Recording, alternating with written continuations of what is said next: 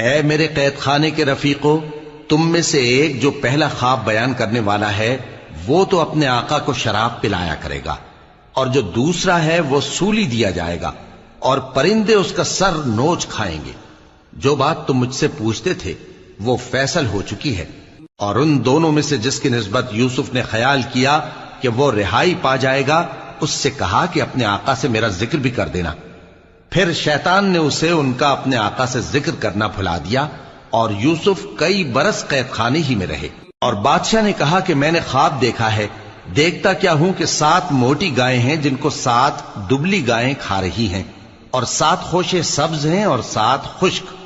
اے درباریو، اگر تم خوابوں کی تعبیر دے سکتے ہو تو مجھے میرے خواب کی تعبیر بتاؤ۔ انہوں نے کہا، یہ خواب تو پریشان خیالی سے ہیں، اور ہمیں ایسے خوابوں کی تعبیر نہیں آتی۔ اور وہ شخص جو دونوں قیدیوں میں سے رہائی پا گیا تھا اور جسے مدت کے بعد وہ بات یاد آ گئی، بول اٹھا کہ میں آپ کو اس کی تعبیر لا بتاتا ہوں، مجھے قید خانے جانے کی اجازت دیجیے۔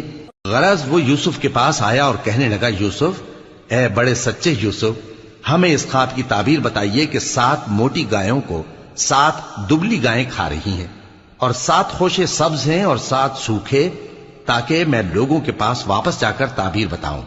عجب نہیں کہ وہ تمہاری قدر جانے۔ انہوں نے کہا کہ تم لوگ 7 سال متواتر کھیتی کرتے رہو گے، تو جو غلہ کاٹو تو تھوڑے سے غلے کے سوا جو کھانے میں آئے باقی کو خوشوں میں ہی رہنے دینا۔ پھر اس کے بعد خشک سالی کے 7 سخت سال آئیں گے کہ جو غلہ تم نے جمع کر رکھا ہوگا وہ سب کو کھا جائیں گے، صرف وہی تھوڑا سا رہ جائے گا جو تم احتیاط سے رکھ چھوڑو گے۔ پھر اس کے بعد ایک ایسا سال آئے گا کہ خوب مے برسے گا اور لوگ اس میں رس نچوڑیں گے۔ اور یہ تعبیر سن کر بادشاہ نے حکم دیا کہ یوسف کو میرے پاس لے آؤ۔ سو جب قاصد ان کے پاس گیا تو انہوں نے کہا کہ اپنے آقا کے پاس واپس جاؤ اور اس سے پوچھو کہ ان عورتوں کا کیا حال ہے جنہوں نے اپنے ہاتھ کاٹ لیے تھے، بے شک میرا پروردگار ان کے فریب سے خوب واقف ہے۔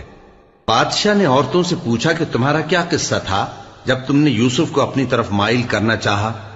سب بول اٹھیں کہ اللہ پاک ہے، ہم نے اس میں کوئی برائی معلوم نہیں کی۔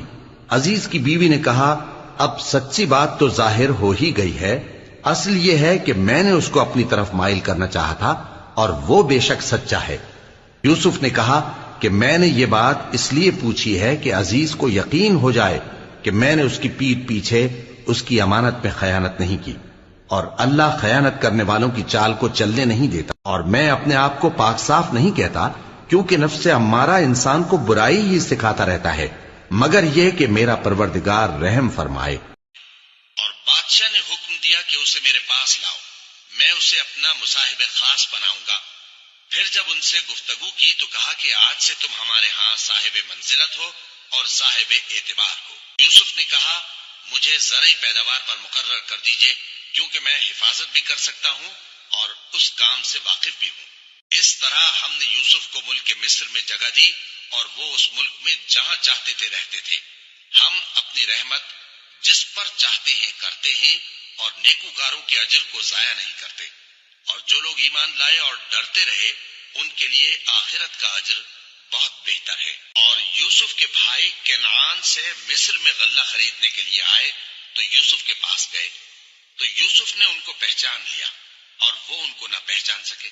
اور جب یوسف نے ان کے لیے ان کا سامان تیار کر دیا تو کہا کہ پھر آنا تو جو باپ کی طرف سے تمہارا ایک اور بھائی ہے اسے بھی میرے پاس لیتے آنا۔